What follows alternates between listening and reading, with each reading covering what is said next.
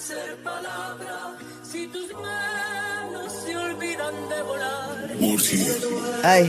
yeah, hey, it's the boat crew, and we always winning. Ay, go against us, I don't recommend it. Ay, it's the boat crew, best up in the business.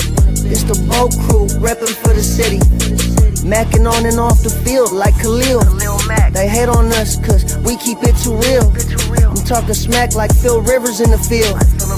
Oh, you mad again cause we kept it real? Why you mad? Ay, I'm talking smack, I feel like Uncle Dave. Ay, I bring the pain, I feel like Derwin James. I could run and gun, I feel like Harbaugh down the lane. I feel like LT the way I'm stiff arming these lanes. We just wanna win, we just wanna win, yeah. Ay, we just wanna win, we just wanna win, ay. Putting on for the city, putting on for the city. We just wanna win, we just wanna win, yeah. There you go. That's the way it's supposed to go. Got a little bit of the opening going. We've been waiting for it. That's the way a show's supposed to go. At the same time, speaking of the way shows are supposed to go, we weren't with you on our scheduled 1 o'clock start on Thursday yesterday. This was not our fault. It was if anybody uses StreamYard, you follow any other social media platform or even radio stations across the country, nobody was able to go because we all use the format StreamYard. And StreamYard was down yesterday. So anyone wants to say that we basically let you down, we did not let you down. We were all ready to go. Unfortunately, it was the platform not ready to go. So if you're here today, that's great. It looks like in the comments, some of you guys just turned it into a chat room and people got along. Mike G, I saw was nice. That is nice to hear, Mike, that you didn't make everybody angry. Good to see people, though, here joining us early in the morning, at least West Coast time. Mario has to be out in about 28 minutes, as he said, I need a heart out at 12:30 Eastern time. Okay. It's big meetings. Big business. One day we will come first in Mario's life, but today's not that day. Okay.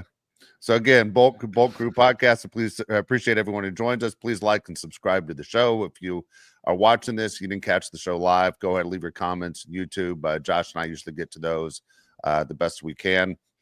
And a lot of times it's you guys don't know S. And I'm like, okay, that's fine. You can say whatever you want. The best thing about sports is that it's opinion based. And so when we give our opinions, that's fine. You want to sit there and say, hey, what these guys is absolutely right. If you want to argue with us, that's fine too. We're okay with it. But otherwise, appreciate everyone joining us. Some crazy things, though. I know we got a lot of stuff to get to, and I know it kind of feels like we're going to rush through things a little bit today. But I want to start with Antonio Brown. And I know he's not a Charger. He was never a Charger. Antonio Brown, Mario, you're looking kind of perplexed with your eyebrows right now. Like you have no idea where I'm going. Yeah, what happened? Well, he's being arrested for attempted murder. And so there was talk just a few weeks ago, Antonio Brown coming back to the NFL, possibly rejoining the Steelers to be with Aaron Rodgers, that he works out all the time. And I mean, no one doubts that this guy was an incredible athlete. When you watch him just when he was on Hard Knocks with the Raiders, and when he burnt his feet, and then he'd go out when he did practice, it looked like he was the toughest guy in the world to cover. And you could see why he was so successful with the Steelers. Then things didn't work out with the Raiders, and he goes to the Patriots. And then, Tom Brady is the one that opens himself up to him and welcomes him in. Then he burns that bridge completely and goes to Tampa, burns that bridge completely. I mean, he's just a complete mess. And now he's being basically chased down on attempted murder charges for firing a gun into a crowd, and he hit one person. Thank goodness he didn't kill that person, but he did hit a person. And so it's one of those where how much are you willing to put up with when you talk about guys being on your team is where I want to go with this. Like we've all seen talented players, and the Chargers haven't been in a situation where they haven't had bad guys. I mean, we've had plenty of issues in the past in this organization. There was a run there where the Chargers were towards the top of the NFL in the early 2000s of guys getting in trouble all the time. The Bengals always seem to basically, hold that belt as far as, hey, we get the most guys that are going to be arrested or have in trouble with the law. But it's important to you as a fan of a team of guys who are good on the field and off the field? To some degree. I don't want attempted murderers on the team, but I want guys that can play football. Like when Tyrann Mathieu wasn't drafted by the Chargers or 31 other teams for the first 2 rounds because he smoked weed, I thought it was ridiculous. And this guy's one of the best players we've seen in college football. He can play safety at a high level. The Chargers could use him. A lot of teams could use him. I'm all for it. Antonio Brown, that's a totally different level. At one point in time, Antonio Brown was the best receiver in the NFL, and I love Julio Jones. I think Antonio Brown was the best receiver in the NFL. He could do no wrong. He's kicking guys in the face, making crazy catches, running great routes. You heard he was the hardest worker in the whole NFL. He's always there late doing his thing. And then you hear what happens to him after, which we all presume he has CTE. It's insane. I mean, you cannot sign a guy like Antonio Brown if he decided he wanted to play football, because there were rumors that he wants to play this upcoming season. You can't do it. He's past the point of no return. And I really just hope he gets the help that he needs. I feel like he's in that Kanye West category of completely losing his mind, and you hope he doesn't hurt anybody else too. Yeah, the guy's a nut job.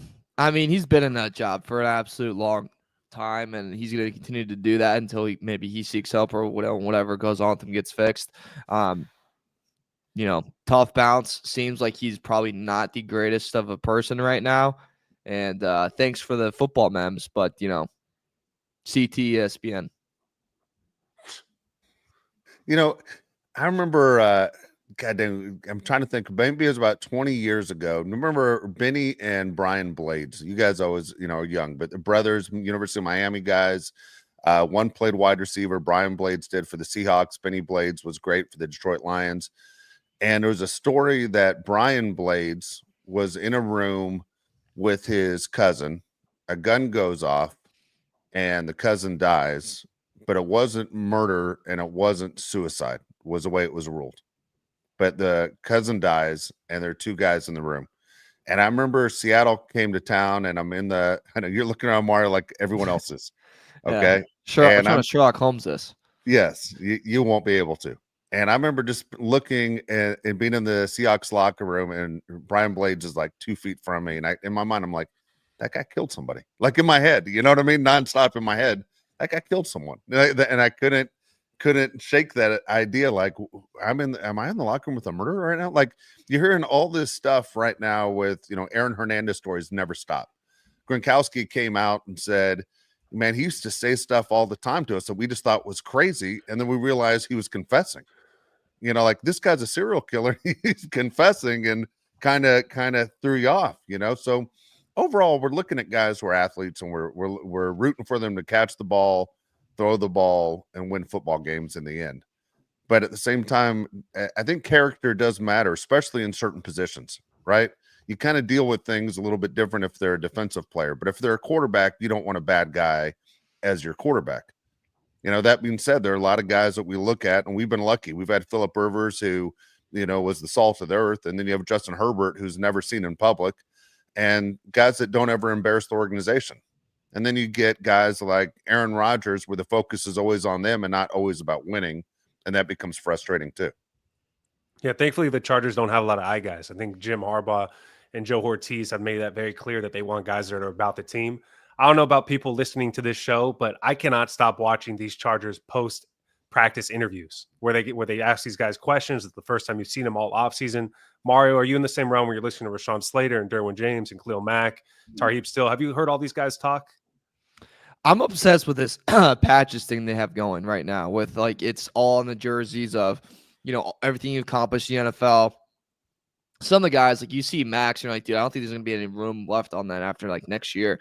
I'm a huge fan of this. I love Harbaugh's message to it too. You're celebrating their achievements while also like reminding the young guys the kind of standard that it is there at the Los Angeles Chargers. And I found it great what Harbaugh said too when talking about it.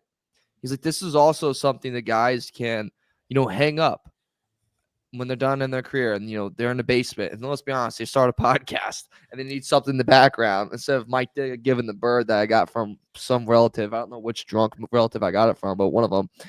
You have just that jersey of a patch of everything you've done in your career. Like, that's something really cool, and I think it also, Dave, gives a family type of feel to Los Angeles that I don't think it's really had in the past, and that makes franchises more attractable because you're like, there's a more together feeling, right? Like you mentioned the saying, once a Raider, always a Raider. I think that's something they're trying to establish with the Chargers as well.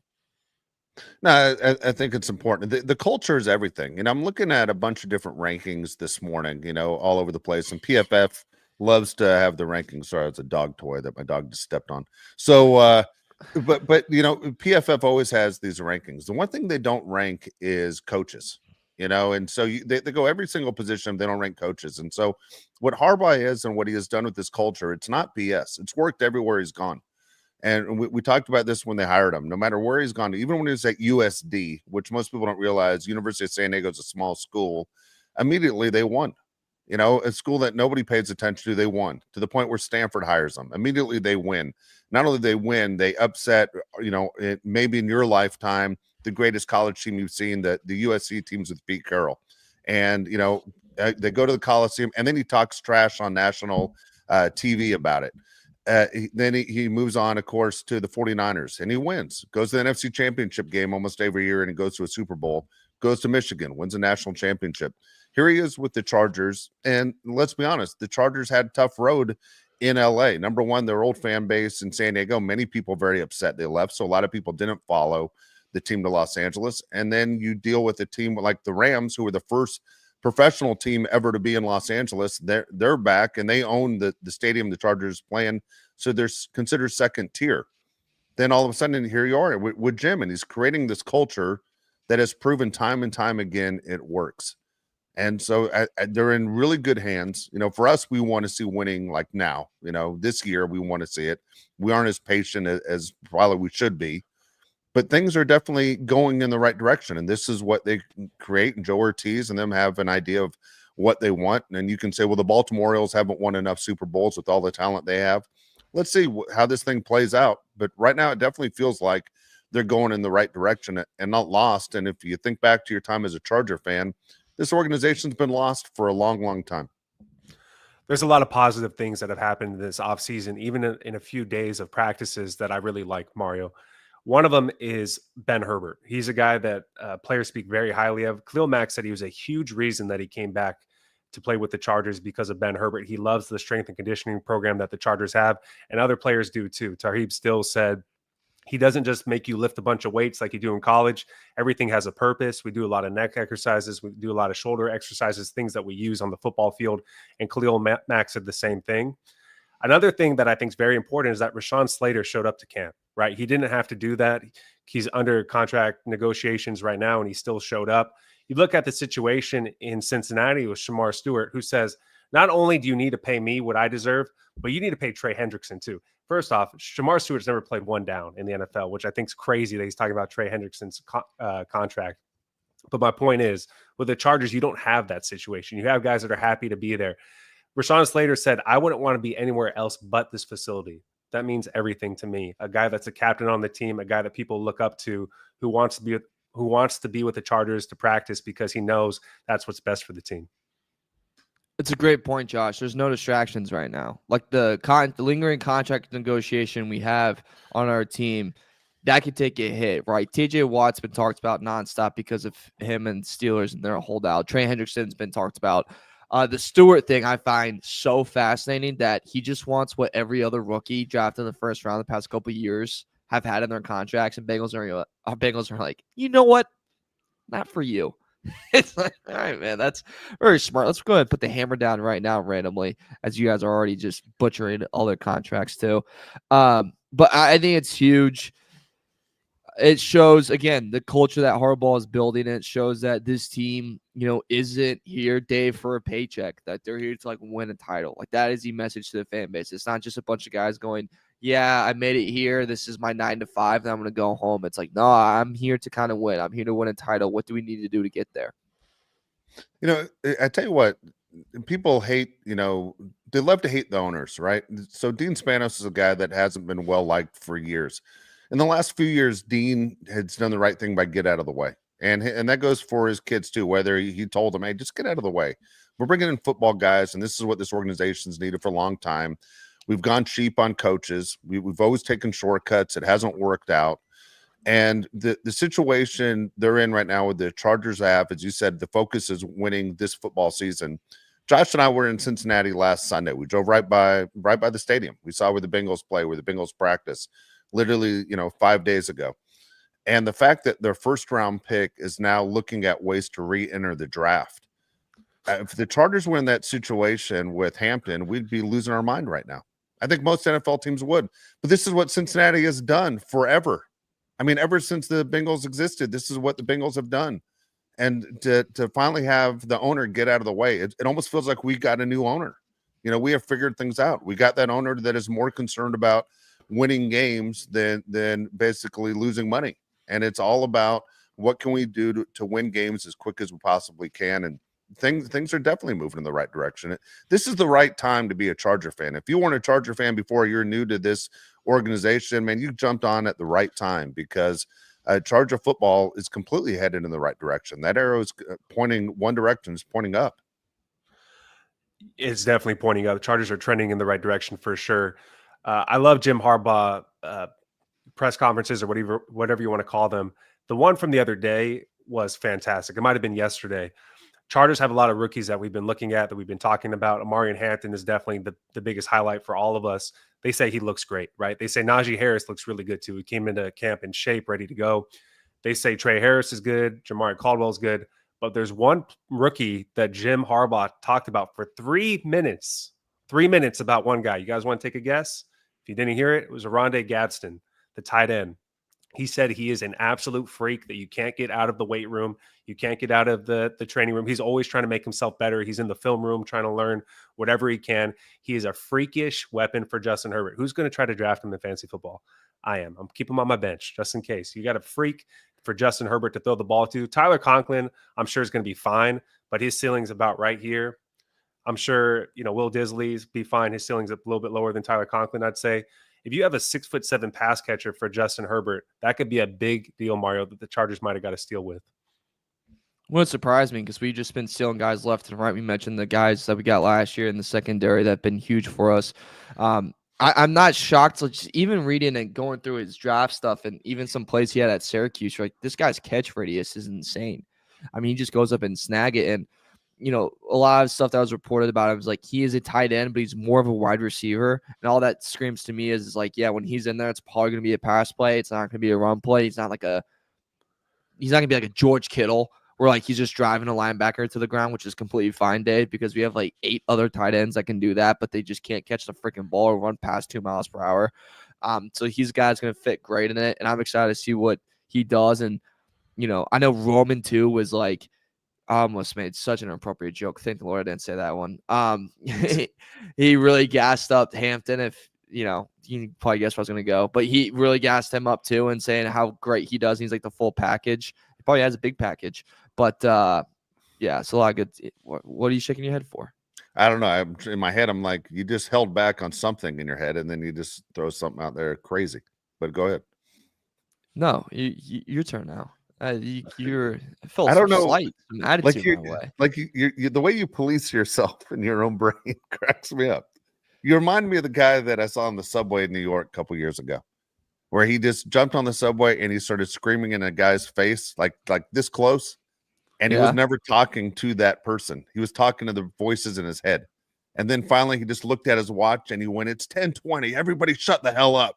He was talking to the voices in their head. And then he sat down on the seat and didn't say a word the rest of the way. I think if I went unemployed for like 3 months, that would be me. Yeah, you would see me on a train and going, "Hey, shut the hell up." I'm pretty close to that angle. You are pretty close. You are pretty close. Anyway, you guys mentioned the tight end positions. I was looking at tight end rankings. Out of 32 teams, where did the Chargers rank in tight end right now, according to PFF? I would rank them 32, probably. What do you think, Mario? Will Disley is the person they used as the focus point, by the way. I'm sorry? Will Disley is the person they used as the Chargers tight end. Oh, man, I'm going to go 30. 32. So 32 out of 32, right? So you sit there and you go, damn, that's fine. At the same time, you go, they kind of earned it. That's where they're at. So I'm going to go through the offensive side of the ball just on rankings. Okay. Center is Bradley Bozeman. Where does he rank out of 32? 32. No. 15. 27. Oh. Okay. Our top guard is Becton, Mekhi Becton. Out of 32 guards, where does he rank? 13. 14. 27. That's way too low. He just won the Super Bowl. He was Okay. awesome. Offensive tackle, Rashawn Slater and Joe Alt. Where do they rank? Top 10. Top 10. Well, you each one gets their own ranking. Rashawn Slater should be top 5, and Joe Alt, I say, like maybe top 12. Okay. Slater's number 3 out of 32. Makes Alt sense. is number 16. Okay. Way too low. Way too low. Okay. Yeah. What we're gonna give Jaden Daniels this insanely high tier after one good season, but we're gonna give Joe Alt 16. Make that make sense to me. Okay. It's not my list. I'm just telling you, this is what's on PFF. Okay. Wide receivers. Okay. There are a lot of wide receivers out there. Our number one guy is Lad McConkey. Where does he rank? 12. You think he's the 12th best receiver in the NFL? I think that's what they put him as. Okay. 17. 22. Dude, quickly read me off the 5 guys in front of him. I don't have it. You don't have it? Okay. I would love to know what that is. Okay, I don't have it. I can find it for you, but I don't have it right now in front of me. I got all the other ones. Sorry. Wait, did you just write all the? I just wrote the Chargers. That's amazing. Okay, I'll give it to you. I You can't knew see this it, by was the way. wait. You knew this follow-up question was gonna happen, and you I know. just wrote down. I know. I got such a headache right now. I can barely see it. I can barely see a thing right now. All right, here we go. I got it. Ready? Yeah. All right, AJ Brown. They have number 1, who I disagree with. Justin He's not Jefferson. How is Go ahead. A.J. Brown the best receiver in the NFL? He's not even my favorite receiver on that team. That's crazy. But keep going.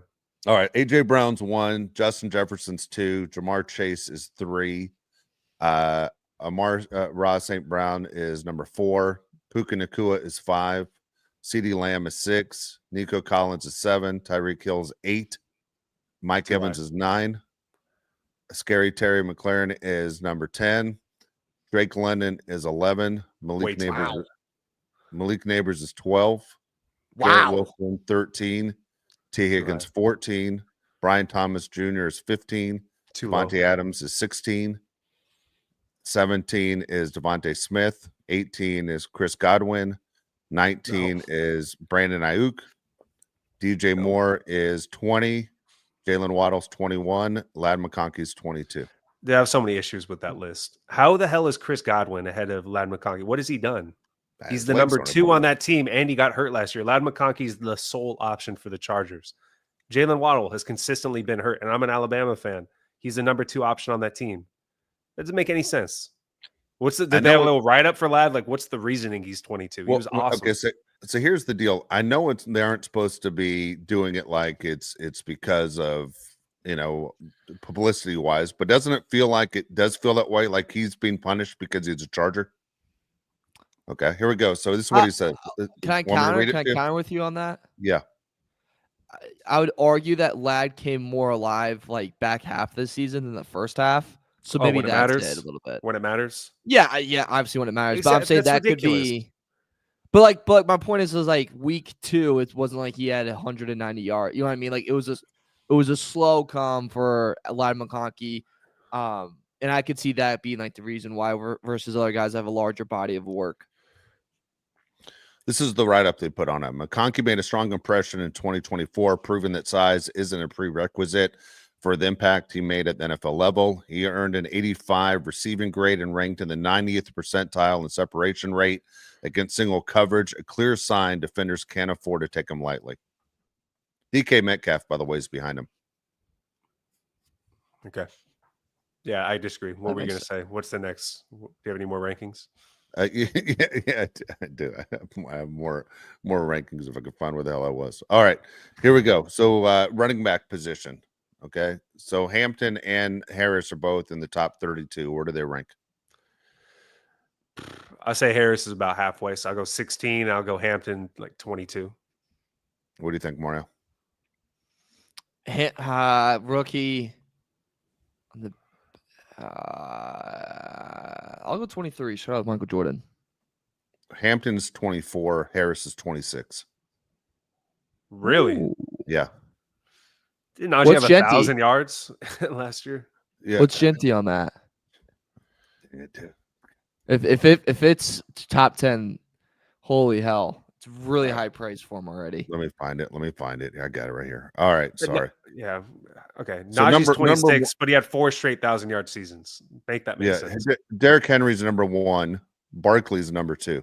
Okay, on this list, by the way. Okay. Yeah, I'd switch that right away. And so I think most people would, right? Most NFL fans Yeah. would switch that one. Trying to get to him. Hold on. Genty. Well, he's number 13. He's really ahead high. of Jonathan Taylor and Brees Hall. Jonathan Taylor's had some had a disappointing season last year. Yeah. And he's hurt a lot for Indianapolis. Indianapolis might be worst record in the NFL this year. Yeah. It's it's interesting. So for example, David Montgomery's number 21. Kamara for the Saints is number 20. So I mean, there are obviously a lot of guys on here that we're all very familiar with. Chase Brown of the Bengals is ahead of Harris, and between Hampton and Harris. So I mean, there's a lot of talent out there. Isaiah Pacheco's number 23, one ahead of Hampton. I mean, for a guy who hasn't played a game, maybe it's not so bad that he has that ranking where he's at. We'll see. He's still my favorite for offensive rookie of the year, Omarion Hampton. He's mine too. Because I wouldn't be surprised too if Raiders really. I know it's like Pete Carroll likes to run the ball, but Gino like aired it out a lot the past couple of seasons. I wouldn't be surprised if they tried to do that again with their Brock Bowers. Also, I do think that is pretty high praise for Hampton because like there is a good amount of running backs that like people probably don't know but are insanely talented. Like Chase Brown from Cincinnati is very, very talented running back. Like Josh Jacobs, very good. You have 2 great running backs in Detroit. Like there's a lot of guys. James Cook's fantastic. Yep. Like, it's a pretty heavy, 11. talented pool. Yep. Yeah. No, So so anyway, that's it. So I'll get to, obviously, if you heard it in the previous shows, Justin Herbert is number 8 out of 32. So the most important positions for me, honestly, for an NFL team are your quarterback and your coach. And they don't rank coaches, as we said, to start the show. So Justin Herbert's top 10, and we feel we have a top 5 coach. I think most people in the NFL would say we have a top 5 coach. Yeah, I think there's 2 other coaches in the division that could be top 5 coaches too, maybe even 3. I think if you look at the Chargers division, the AFC West as a whole, you could say that's the most accolades, career-wise in like the whole NFL history, right? The AFC West, you have 4 coaches that have done a ton in their careers. There's going to be so much competition between those 4 coaches. It's awesome. Where would you rank Jim Harbaugh? I'd say he's probably the 2nd best coach in the division. I would. Yeah. I would say he's better than Carroll, which is kind of shocking. I know because Carroll has a Super Bowl title, but I would say he's better than him right now. Actually, I don't know. Peyton's really good. Peyton's making Bo Nix looking really freaking good. Dude, you have 3 guys that could end up being in the Hall of Fame. Seriously, you have 3 guys right there that could be in the Hall of Fame. Why not 4? Well, 2. Maybe yeah, 4. Say, all 4 are probably in the Hall of Fame. Maybe 4. Harbaugh needs something, but it's tough for coaches to get in. But it shows you might look back at this year in this division of coaches and say it's never been like that before. No, I mean, you look at all these other teams, they have coaches that are on the younger side. They want to go with the youth movement, like Dave Canales saying we need somebody that can relate to the players better. All these coaches in the AFC West are definitely old. I think we talked about this before. I think all 4 of them are in the top 6 of oldest coaches in the league. So really, really different than the rest of the NFL. We have some comments here. Do you guys want to get Mario, to do you have to bail out? I do. I'll leave you guys with this one message that I got today that I thought all of you would enjoy. And then I have to dip for a meeting with the video producer from my beautiful mother. Looking forward to seeing everyone tomorrow to celebrate our wonderful daddy's heart. Come over anytime. Bring your suits because even if it's raining, we are swimming. Winky face. Oh, I thought you wanted Can't to wait dress up. to see all the daddies. Heart. Just let that sit. I'll see you guys later. Look at you guys, man. And by the way, Mario's family enjoying their Pacers season tickets. It's a good time in Indiana. It's a great time. The daddies killed me. I was like, Lisa, calm down. Yeah. Yeah, I've seen that movie. Pipe it down over there. Yeah. Big man Kurt's over there like, oh yeah. Calm All right, down. dude. I'll see you, Mario. I'll see you guys. All right, Uh, driving the ship now. All right, we got Go first ahead. comment comes from Matthew Dahl, 499. And I apologize for the people that sent in the super chats yesterday. We lost those. Obviously, like Dave said, we weren't able to go, so we weren't able to retrieve the super chats. But thank you for the people that sent those in before the show started. This one is 499 from Matthew Dahl. It says, really frustrating that we're going to see the Zion and Bozeman starting again for this team and no competition. Shaking my effing head. Dude, I'm with you, Matthew. I'm shaking my head with you too. It's such a glaring problem, yet it seems like only the fans feel this way because the Chargers did nothing to address it when the Chargers basically, and I say nothing, I know they got Becton. Look, they had so much money to spend and they could have fixed the problem. That's just a glaring hole. And everyone says you got to keep your quarterbacks healthy. And you have a coach and a front office that preach that they're going to win through the line.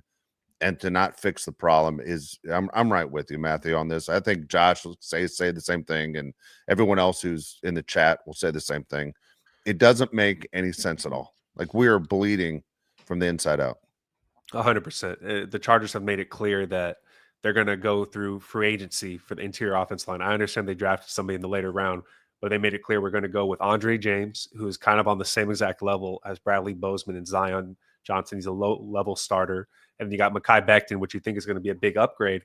But I wish they would have got somebody earlier in the draft. I really think that would have been great for this team to get more competition into that offensive line room. They asked Rashawn Slater, what do you think about Zion and Bozeman battling it out and being interchangeable? And he gave the professional answer of it's great. They're talented guys that can do that. But we all feel the same way. This is exactly like last season when Trey Pipkins was at guard. And we were told that he was going to be a big difference maker. And guess what he was? Not a big difference maker. All right, we got Alan right here, 199. He says, start of a rant. Let me tell you something. We got Dave Rant coming right after this, so stay tuned. All right, we got Mighty, 199. Says most all-purpose yards by week 5. Najee Harris or Amari Hampton. What do you think, Dave? I'm going to go Hampton. I think Hampton's the guy. I'm going to go Najee. If we're going to talk about the first 5 weeks of the season, I think he's going to get most of the carries. They're going to ease Amari Hampton into the fold, kind of like they did with Gus Edwards, I think, last year. But by the time the season ends, like I said, I expect Amari Hampton to be the offensive rookie of the year and to lead the running back room of all-purpose yards. Angie, 499 says, do you guys like Daniel Popper? He appreciated his info from the 3 days of training camp. I do. I think he does a great job for the Chargers. You get a lot of good information from him. Off of Twitter and from The Athletic. When the Chargers have good writers, it makes it easier for us to do this show. That's where we pull our information. So I appreciate people like him and anybody else that's going to report on the team. Agree. I like him too. Mario, not so much, but Mark, Josh, and I do. Well, they got into that fight. Remember outside of course. What's the hospital? I won't tell you which one. Yeah, that's a bad move. This one comes from Chazikis, 499, says, big fan of the show and super excited for football season. Was wondering if you guys were hosting a fantasy league this year. If so, I'd love to join. We are going to host a fantasy league. The details of the league are getting ironed out now between Dave, Mario, and myself. Maybe JT if he wants to join. But I'll let you guys know. We'll keep you updated on the fantasy football league. So we had 2 different leagues last year to get more people involved. Are we going to stretch it out to 3? Something we got to talk about. I was in 6 leagues last year, so kind of if we have enough people that want to play fantasy football from this show, I'm not going to say no. I'd like to get as many people as we can. I think it'd be great for the show. All right, we got a Dave rant. What do you got? All right, I'm going to go off balance here, but the thing is, I think it kind of works out on this show because I know we do have San Diego Padre and we have Los Angeles Dodger fans in the involved. Josh is a Padre fan. I'm a Dodger fan. Okay, so this week, Dodgers take on the Padres down in San Diego. Next week, the Dodgers will host the Padres for 4 games. This is a rivalry. Look, I enjoy it. This is exactly what I always hoped for when I used to host morning radio in San Diego for a number of years, that these games would actually matter. Actually, my history of doing sports radio in Southern California, it was really good when it was the Raiders and the Chargers. And the Raiders, I even were in LA when I first started, and then they moved to Oakland, but it still stayed on. It was Raider week. Marty Schottenheimer helped all that a lot. Well, right now, the closest thing you have is you have Padre fans, you have Dodger fans. Padre fans, I'm telling you right now, I'm going to take this side. Josh can jump in whenever he wants. They don't know how to fan. The worst thing about Padre baseball is the fan base. They don't know Jack. They don't understand how the game works. They don't understand a scoreboard. They don't understand a trophy case because they don't have one with anything in it. Okay. The Dodgers are the Dodgers. The Dodgers are right up there as a huge brand. Actually, studies have shown the LA Dodger hat has now overtaken the Yankee hat, which might sound crazy to you guys. Josh and I just did a ballpark tour last week. We're in Milwaukee, we're in Chicago, we're in Cincinnati, 3 straight days. Which hat did you see the most, Josh? Dodgers. Dodger hat. The LA hat has become a big deal. Okay. When you have stars, people want to be around stars.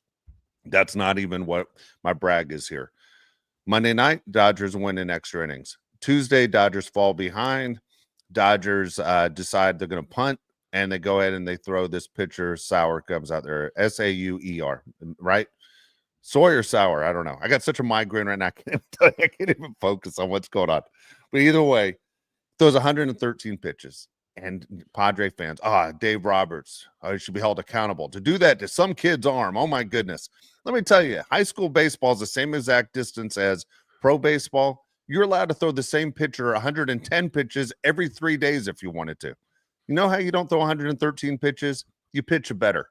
Okay? Dodgers punt, they lose the game. You guys win. Shut up. What are you so worried about our team for? Worry about your own damn team. Worry about your own team and winning a goddamn series. Because the Dodgers came out the next day and won the series. You know how many people yelled at me yesterday just out of nowhere over Dave Roberts? I'm just a guy. I'm just a fan of my team. Dave Roberts has never called me one time to say, what would you do in this situation? And they've never called you either as a Padre fan. Mike Schultz goes, I don't know what the hell we're going to do on Wednesday. It doesn't work that way. Just fan. Root for your team. Don't worry about the other team. And that's your issue right there. You can't focus on your own crappy product. Just focus on what your team is doing and why they aren't winning and why you don't have a left fielder and why you don't have a catcher and why you don't have any money for free agency and why you have nobody in the minor leagues to trade away to get somebody that might help your team because you aren't going to trade your star shortstop that's supposed to be your guy in 3 years. All right. Go ask the Washington Nationals how that worked out, that they stacked their team in the Juan Soto trade. The same time is learn how to fan. And when things don't go your way, don't go to the ballpark and start throwing punches. I don't know what the hell happened. But people love to fight in the stands all of a sudden, especially in San Diego. And people go, Dodger fans, they fight. Look, we'll take care of our own. We got the numbers. We got 56,000 people that can throw some punches. You want to come there and start running your mouth, we're going to make you wear it in the parking lot. Ask the people at the Giants how that works out. We can hold our own. We got the numbers. That's the way it works. This isn't the movie 300 or you're going to win. But to sit there and go to a stadium in any sport and decide you're going to start throwing punches, you guys are way out of line. You guys are way out of control on this whole thing. And just sit there and enjoy the game. Buy a ticket, enjoy the game. And at the same time, learn how to keep your goddamn mouth shut when it comes to the language. Look around at you. All right. We saw this in Chicago. Josh and I did on Saturday. There's so many kids around us, but there's so many people that are oblivious that there are kids maybe at their first game. And so many F words and mother F for this. And look, nobody swears more than me, but dude, I would never do that in front of another family, in front of their kids, and let them enjoy the experience. They paid for a ticket too. So when you sit and you go to the game and you root for your team, that is it. You don't need to put your finger in another guy's face unless you want it broken. So when you walk out of there with a eye that's swollen shut and a tooth that hurts, maybe you should have learned how to behave before you walked into the ballpark. Because I don't know where the hell you guys were raised, but right now it is way out of control in every sport. Fan bases, whether it's the NFL or whether it's Major League Baseball. It doesn't happen in the NBA. You know why? Because tickets cost a ton. Nobody's getting in a fight when you spend $10,000 on a Laker game. That's just the way it goes. But right now, things are way out of hand as far as what's going on in the seats. Learn how to root for your own team and shut your mouth after you lose. It's embarrassing. All right. Hard to follow that up as a Padres fan. I will say a couple of things. One, Dodgers have a fighting problem too. So don't put it on Padre fans just like it's just us. Dodgers have a big problem also. You guys have more than we do. So if we get in a fight, we might be in trouble, but you guys also have an issue. Two, we play this upcoming week. So we'll see what happens. And three, as a Padre fan, it is annoying that we talk when we win one game. We just lost in the playoffs to the Dodgers. While we reined it in a little bit and win some meaningful games, and then we can talk some trash. But I love baseball. I want Dodger fans to admit that the Padres are their true rivals now. The Giants are not as relevant because their fans aren't into it like the Padre fans are. Agree. And I'm really excited for next week. Agree. I look forward to these games more than any other games on the schedule. Dodger Padre games. It has turned into exactly what I always hoped it would be. Dodgers take on the Giants this weekend. And I'm telling you, Dodger fans might say it's still a big deal. I think they say that to get under the skin of Padre fans, to say the Giants are still the rival. I understand it's been that way for 100 years, but the Giants haven't been that relevant of a team. The Dodgers didn't set their pitching staff up for the series against the Pods. They're lucky to win 2 out of 3 in San Diego. It sets up much better for them to face the Giants this weekend, but it's going to be exciting, and that's for us as sports fans. Someone wrote in the chat, Dave, how are you a Dodger fan? I was born in LA. All right.